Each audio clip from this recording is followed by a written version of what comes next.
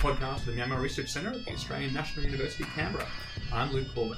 It's October 5, 2017, and today we're speaking with Nance Cunningham, Health Promotion Specialist with Medicine Sans Frontiers, about learning and teaching Burmese as a foreigner, with a focus on the cultural rather than linguistic issues. Hello, Nancy. Hi. So Burmese, or Bamazaga, is what's called a Tibeto-Burman language, and it's most closely related to Tibetan. It is also the lingua franca for the majority of the population in Myanmar. So Nance, you've been hosting language clubs, facilitating classes, and teaching Burmese to foreigners here in Yangon for many years. When you're faced with an eager beaver fresh off the boat in Burma, how do you introduce them to this exciting language to study? Well, I'm glad that you mentioned that I'm a public health specialist and not a linguist because, in fact, I've never studied any kind of linguistics. I myself learned Burmese on the job, just by myself while I was working. So I don't come from it from a linguistics point of view. And I'm coming from it from a knowledge of how practical it is and how much better life is here once you speak Burmese. So that's one of the first things that I assure people is really worth learning because everything will go better with you. You will understand your colleagues better. You will make friends better. You will eat better. Like everything will be better once you speak Burmese. And it doesn't take a huge investment for that to happen. If someone's only going to be here for 3 or 4 months, it's not worth spending more than maybe 10 hours learning some very, very basic things. But if you're going to be here for, say, 9 months up to the several years that a lot of people are here professionally or for research, it's really worth investing some time close to the beginning so that you have the advantage of having that language for your whole time here. So if I'm actually going to go on beyond telling the eager beaver that it's worthwhile, and I'm going to sit them down and start showing them how it's worthwhile and showing them how the alphabet works, one of the first things that I'm going to tell them is Burmese is written syllable by syllable, not sound by sound. Of course, you have to write the symbols in time, so one of them is going to come before the other. But like if you conceptualize it as syllable by syllable instead of sound by sound, then you'll be able to read a lot more quickly. And of course, unless people know Thai or Khmer or one of the Indian languages or something, then they're not likely to understand that very well at the beginning. But it will kind of sink in over time. And so there's that. And then basically, if I can, I sit them down, I tell them that they can learn the entire writing system, including some other sophisticated aspects of it, in 8 hours plus over 4 days plus a little practice. That's impressive. So let's talk a little bit about the alphabet while we're on that. So do you know why the alphabet is circular, or theories for why the alphabet is so circular? I have heard various theories. I've heard that it's because it was written mainly on, well, actually it wasn't always circular. The earliest writings that survive were on clay plaques and on stones, carved into stone. And those ones are square. But what's come down to us and in the handwriting and then the fonts is a very rounded form. And people say that that's because, while the stone inscriptions are what survives, most of the writing was really done on prepared palm leaves. And the palm leaves, if you think about them, have long fibers in them that just go in one direction, usually horizontal. And if you tried to do square things, and then they were using some kind of not exactly a nib, but some sort of a stylus that you would dip in. Either on paper, you would dip it in ink and write on that, or if you were writing on a palm leaf, you would actually just scratch into the palm leaf and then later rub ink over it. So if you think about cutting through the little fibers to make these scratches that you're then going to fill with black to become more readable, if you're writing straight, you're going to go across all those ones. And then when you're trying to go horizontally, you're going to split between the fibers and your stylus is going to get caught. Where if you're doing little circles, it's going to be a lot easier. That's a theory. I have no idea if it's true or not. Right, so a historical legacy of the actual materials that are being used. I like to think that it's because it's very beautiful. Yeah. And it's fun to write. Yeah, it is fun. Although you do develop slightly different cramps than writing English. I've noticed. Subtly different. Okay, so let's go into the nitty-gritty a little bit more. So, Burmese is a tonal language. It's not as tonal as some tonal languages, but it's definitely a tonal language. And there seems to be a bit of debate about how many tones there actually are. Are there 3 or 4? Or 5. Or 5. That depends. So, first of all, I have heard linguists whose name I don't even want to mention say that Burmese is not a tonal language, that in fact Burmese has registers and not tones. I don't even know what that means. I'm just saying there's some kind of debate out there. In my perception, there are 5 tones in Burmese. There is what I'm perfectly happy to call the high tone, which is spelt with a wisanhalombaut, the double dots. There's a creaky tone, spelt with a single dot generally. There's a low tone, which generally has no marking. And then there's the toneless tone, which is when you skip the tone, like the tone between the S and the P in space, toneless tone. Burmese call it a half tone, or a half syllable, rather. And the glottal stop, in my opinion, is a tone, which is why it doesn't have a tone marker and can't take tone markers. However, I don't think it's really useful if you're learning Burmese. If you're a linguist, of course, you're going to think about those things. But if you're just learning Burmese for practical use, like me and you, I don't think that it's useful to think of it that way. Burmese people understand that there are 3 tones because there are 2 tones that are marked and one that is obviously not marked. Something like a glottal stop doesn't fit into the pattern of those tones generally, because you're not taking a sound that exists as a pure vowel like "o" and then giving it a different tone. There is no "o" with a glottal stop, right? So all of the vowels all the syllables that end in glottal stops actually have kind of a different shape or a sound, right? Like take the word one, de. There's no de. Say T, umbrella. We would Romanize that T-I. But it's not the same I that we're using in the Romanization for dit, the number 1, with the glottal stop, right? It's a totally different sound. Yep. Which is part of the pitfalls of Romanization, which is why I think people should get out of Romanization absolutely as quickly as possible. But as far as how many tones there are, I really think that it's most useful for the language learner who's learning among native speakers here to think of there being 3 tones plus glottal stops, plus this little skipped tone that you put between 2 consonants that just can't be pronounced together. So, and that's because that's the way that most Burmese understand it. They understand tones that can be marked as tones because they learn, if they can't read and write, they don't think about tones at all. It's only people who have learned how to read and write, and they learn, okay, this single dot is the marker for the creaky tone. So many people who are thinking about or just starting their journey of learning Burmese have probably been reading Romanizations in the press and everywhere else for a very long time. And Burmese, unlike, for example, China, doesn't have a sort of standardized set of Romanizations, and there's a lot of strange things there. So that seems to me that Romanizations can be a bit of a luxury and a bit of a trap for people. So maybe we can talk about Romanizations, and then are there any other pitfalls? Are there any traps that are very important in the early days? You want to get into good habits when you're learning the language.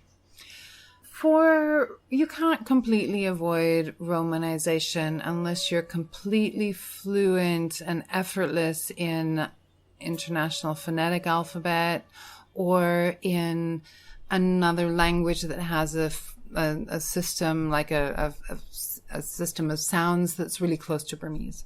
Otherwise, you're going to end up, because you can't remember everything the first time you hear it. You need something that's going to jog your memory. So you're going to have to work out some Romanization for yourself. You're right, there is no standard one. There aren't even semi-standard ones. The Myanmar Language Commission made a standard one, which is so difficult to use that even they don't use it in their own dictionary, the one that they use in their dictionary is quite far from what people use day to day. For example, the ya sound is represented by a J, which for linguists fine, but like for ordinary people is just not going to work. And I think it's fair enough that everyone should come up with their own romanization depending on their own accent, right? Like the kind of widely used romanizations, which are inconsistent, in the names of the cities, in the ways that people write their own names, in the ways that names are written in passports, for example. There's some kind of consistency there, but it's just the consistency for a certain name. So, for example, if your name is Ne, it might be written N-E, and if your name is Wei, it's going to be written W-A-I, right? I mean, this is exactly the same vowel sound. So there's no consistency regarding the romanization and the alphabet. But there is a consistency in that most people, and always in passports, will spell Wei, W-A-I. So there is that. So I would just advise people, go ahead and use your romanization as a crutch when you start, but make sure that you make it consistent to the sounds according to your own accent, right? Like a German or an Australian is going to want to use different letters than a British person or a French person, because those letters sound different to them naturally. And that's part of the problem with the romanization, was that it was done to responding to accents in British English that were spoken, I don't know, maybe 150 years ago. So it's not even the same sounds that people are speaking today, even if everyone spoke them the same, which obviously they don't. And not only that, but Burmese sounds have changed in the meantime as well. The ya sound, the ra sound has changed into the ya sound. And for sure there have been, it seems like there's also some drift in the E and E and A sounds, because you can see in spellings that these are quite unstable. So, and drifting away from E and maybe into the other ones. But I mean, because there are no recordings, how can you tell? But anyway, yeah, the romanization it's a pitfall, it's a trap, it's going to slow you down. So get out of it as soon as you can. Are there any other pitfalls we should actively watch for in the very early learning stages? Your average Burmese person, your Burmese language teacher, Burmese native speaker or Burmese fluent speaker who is teaching a foreigner Burmese will teach them the same way that they were taught the language. And that's because written Burmese and spoken Burmese are quite different. If you want to think about it, if you want to think of an equivalent in English, for example, we write a lot of words differently than we spell them. For example, through, night. So if you can imagine that in ordinary situations, we drove through the night, we pronounce it like that, but in formal situations or when we're reading a text off a page, we'll say, we drove through the night. That's the way that Burmese is. There are lots of silent letters or even transformed letters. For example, Myanmar and Burma are the same word. Burma is just corrupted from Myanmar, which was corrupted from Burma. So the sounds, especially when you don't have a highly literate population, the sounds evolve over time. We all know this. But what's happened is in English, our pronunciation has just abandoned the written form and we just say what we say. But in Burmese, they've maintained both.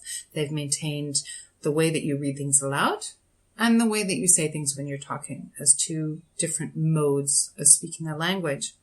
So, which means that every Burmese who goes to school has to learn in a way Myanmar. They have to learn another language. They have to learn the written language in a different way. We don't think when we're learning spelling that we're learning a different language, but in Burmese it is conceptualized, at least for the children, as a different language. So because it's not only the spelling that's different, all these little particles, the word for at, the word for because. All of these are different words in the spoken language versus the written language. So what Burmese tend to do, if they're not actual trained language teachers, is they tend to teach you the language the same way that they learned in grade 1. And this is not the way that an adult wants to learn the language. So they'll start teaching you the first letter of the alphabet and the name of that letter, and the second letter of the alphabet and the name of that letter. And that is just doesn't make a sense to learn that way as an adult. So if you have a Burmese teacher who's teaching you that way, you need to find a different way for them to teach you. Each teacher might come up with their own way. And yeah, thinking that tones aren't important. Tones are, loads of people think, I'm going to learn, but I'm not going to bother with the tones because that's too difficult. But for example, what I gradually discovered, and I'm sure again that a lot of linguists would dislike this, but what I find works in a quick and dirty way that I get people started in Burmese quickly within a couple of weeks is that if you think of tones as being like emphasis in English, then two things will happen. One, you will realize how important it is, because if you try to say one sentence with all the emphasis and all the words messed up, even if I just say emphasis instead of emphasis, it already gives you pause for a moment. And if you have a whole sentence full of those things, the thing is that in English, emphasis changes according to meaning, according to emotion, according to other things that we want to add. So what? And these are like mean three different things, and they have different kinds of emphasis. You can't do that in Burmese. You're going to add that kind of extra meaning, extra lexical meaning. You're going to add that in Burmese by using particles, not by using your voice. The tones have to say the same almost all the time. Second, people think that we don't have anything like tones in English. And even if you think of emphasis as being tones, yes and no, not quite. But for example, if I go to an international conference of language teachers and there's one room where all the French teachers are gathering and one room where all the French teachers are gathering, you know where to go. Yeah. If you're French. Right? So these are subtle ways that we use tones in English without realizing it because we don't write them. Another pitfall is, so language is about communication, right? Right. So when you can communicate with your friends and your friends know what you mean, that's great. That's an important stage of language learning. But some people, I don't want to say a lot of people, some people learn and they get to the point where what's happening is actually their friends have learned their idiosyncratic Burmese language. Mm-hmm. And it's not that their Burmese language is good or correct or their pronunciation is anywhere near the mark, but just that their friends have learned the way that they speak. So you're saying don't only speak to the same crowd. Don't only speak to the same crowd, and don't think that you've leveled off when people in your office and people in your tea shop and people who you interact with regularly can understand you now, because what's probably happened is they've gotten really good at guessing what you're saying. Yeah. So you have to be really self-critical all the time. You have to listen to yourself. And the way that you know that you're in that situation is when a new person comes into the group and you say to them the same things that you have been saying to your friends, which they understand and respond to the whole time, your friends essentially translate for you. You say something in Burmese, they say the same thing in Burmese, but in a better accent and with correct grammar. People can get very intimidated when they start their language learning journey, especially when they hear experts say things like, there are no adjectives in Burmese. So can you talk just a brief introduction to the grammar, for example, the word order? Yeah, Burmese, it's true, people have a hard time giving up their own grammatical categories, but basically Burmese has repeated orders of, let's say, noun. They have slots. Think of Burmese grammar as having slots for kinds of words that might go in. And the key thing to remember about all these things, even a really basic sentence, right? You'd think that in this, that the smallest possible sentence would be noun, verb, particle. But in fact, Burmese is really tolerant of what we might think of, if you're thinking in English terms, as incomplete sentences. You can have just a noun and a particle. You can have just a verb and a particle. You can have just a noun and a verb. You can have just a verb, have just a noun. I'm not going to be the one who is going to tell somebody that that's a complete sentence or not. If I ask you a question, a yes or no question, a la question, and you answer with a single word, why shouldn't that be a sentence? I'd put a sentence marker at the end of it.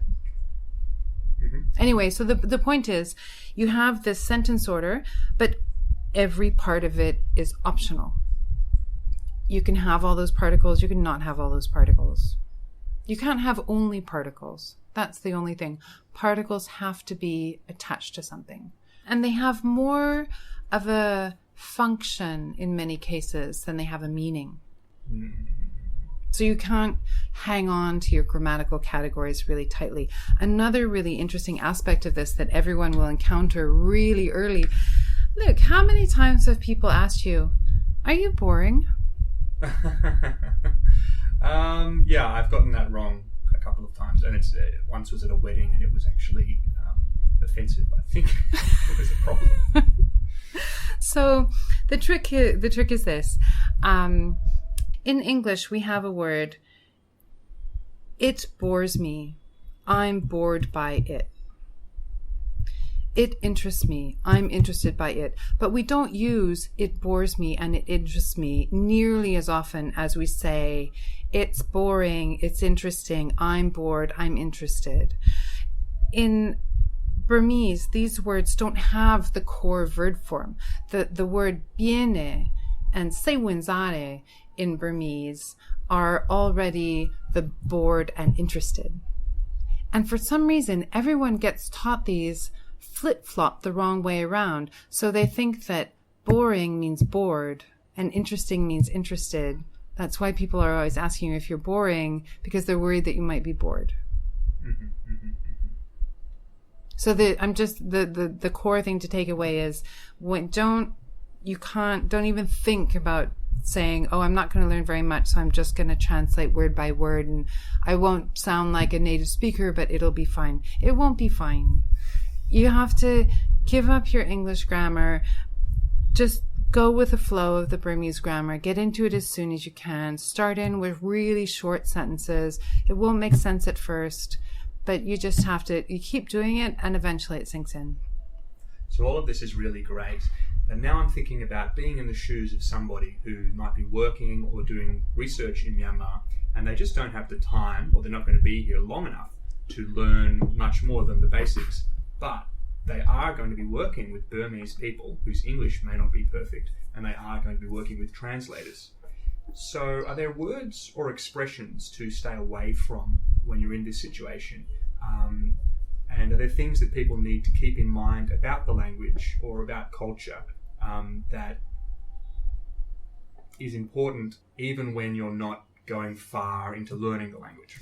Absolutely. And even just learning a little bit will already make your work with any interpreter or translator a lot better, because you'll understand why some things are very difficult to translate. So the first dual set of pieces of advice that I would give anyone is, despite what anybody else tells you, there is no word for yes. There is no commonly used word for yes or no. People will tell you that there are words for yes and no, but in fact, these words mean that's correct and that's not correct. That's right and that's not right. You might think, well, that's basically what yes and no means. And it is, until you ask a negative question. So if I say, you didn't eat that chocolate, did you, Luke? You're going to say, no, I didn't eat it. No, I didn't eat it. In Burmese, you would say, yes. What you said is correct. I didn't eat it. You're going to get the wrong answer every time if you ask a negative question. So if you are working with an interpreter or a translator, never.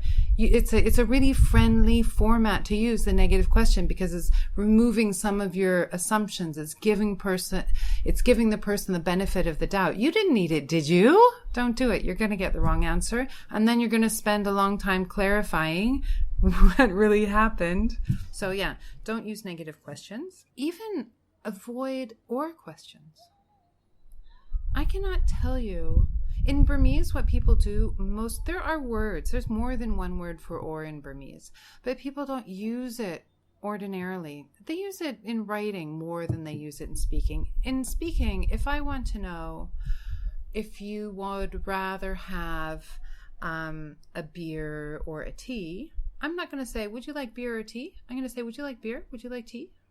And you're going to choose. I can't tell you how many times I've asked an or question and gotten a yes or no answer. And then I don't know which one they were saying yes or no to. And then we just spend a long time trying to clarify both or one or the other or which one. So just don't use or. Just ask one and then ask the other. It'll be a lot easier for everybody. And you'll get a clear, and if you're working with an interpreter, they'll be thankful and you'll get a clearer answer out of it that doesn't need more clarification. So you need to ask very clear questions. Never ask a double question. It's a bad idea in interviews anyway, but people do it a lot. They double up on their questions. Don't do that. They'll probably only answer one of them. And then there are also certain words. I don't have a comprehensive list of them to hand, but there are certain words that if you're working with an interpreter, you might notice that you're not getting clear answers when you use these words. A few of them that come to mind that don't seem like a big deal in English is couple, as in a couple of. I'm going to wait a couple of hours. A couple in English means one or two. Well, in Burmese, you have to decide one or two, or else your interpreter has to say one or two, which is, a couple is like pleasingly vague for us. I'll have a couple of those. But in Burmese, there isn't an easy expression like that. So then they're going to say, oh, give me 1, 2, or 3 of those. 1, 2, 3 of those. And it's just not going to make sense. So don't use couple. Don't use several either, because you know what the word for several is in Burmese? 3, 4, 5. Possibly 4, 5, 6, right? I mean, just don't say the number that you mean or give the range that you mean, and because your translator has to make that judgment call for you. And if you're working with an interpreter or a translator, you need to be making that judgment call. Don't use I'm sorry and I'm afraid in the social sense. Like, don't say, oh, I'm afraid that's going to be too late for me. There's no way to say that in Burmese. Just say, oh, I really can't come. That's too late for me. And a similar one is, I'm sorry. Say I'm sorry when you're really apologizing. Say I'm sorry when you're expressing sympathy. I'm sorry for your loss. I'm sorry to hear that. It's going to be translated as, that makes me sad to hear that.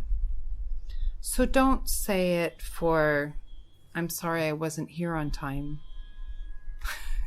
It's not going to work, right? So use these expressions really strictly to mean what they really mean, and don't use them in the social sense. And that's the same for, we use I hope and hopefully all the time in a really nice way to express just a positive sentiment for something, right? Like, oh, I hope you get that job. I hope you do well on that test.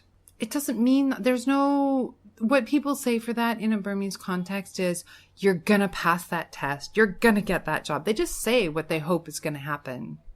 It doesn't make any sense to say that my emotion is that I'm like wishfully expecting that you're going to pass that test. That's not what you say to make them feel good about passing the test. What you say is, you're going to pass that test. You're going to pass it with flying colors. That's what it means. That's what you mean when you say, I hope you're going to pass that test. You're not really hoping in the way that you hope for a better future for yourself. Yeah, and this is a sort of thematic problem that I've encountered as well. And I mean, thinking about hopefully also it's issues to do with intention and luck. For example, fortunately. Yes. Fortunately, unfortunately. Good luck. The concepts don't translate. No, they don't. And that's partly because the word for luck is actually a really interesting word. If you think about it, luck is a pretty sophisticated concept. In Burmese, the concept of luck and the concept of fate is the same. So people will say, in the context where we say, oh my God, we could have all died. It's just luck that we survived. In Burmese, it's just fate that we survived, because your luck is your fate. That's the same word, gan. And you have gan kaunde, good luck, good fate. Gan And what does sure, gan mean? gan means fate, and fate is the accumulation of merit from all of your past and present lives.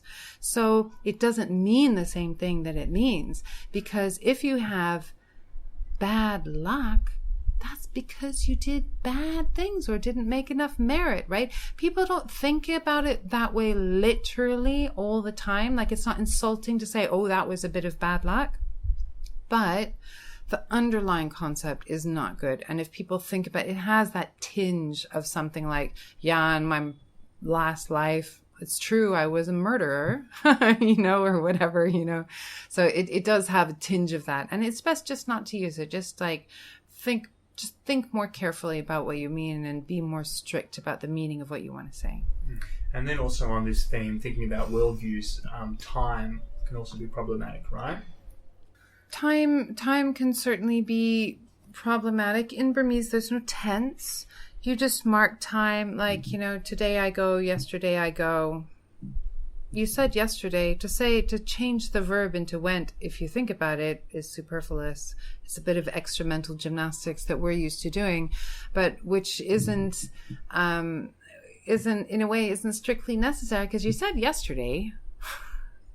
And in fact, you'll find, and this is a thing to watch out with interpreters too, you find that a lot of Burmese, even people whose English is quite good, don't use past tense very strictly. And you need to be aware that in Burmese, things can like float around in time the way that, in a way that like doesn't make a lot of sense in English. In this way, for example, people project the current political boundaries back thousands of years into time before the people who made these states that are here now were even here, never mind had states yet. Even in the 18th century, there was no Myanmar. There was Inwa. Before that, there were all these other, there was Hantawadi, there were like all these other states that were potentially populated mainly by Burmans, but they weren't called Myanmar. And for us, in the way that we think, you can't project the current Myanmar back 1,000 years. And you can't talk about Myanmar at that time in English, but you can in Burmese. Just like you can say when Bojo Aung San was born, when not only was he not a general at that time, his name was not even Aung San.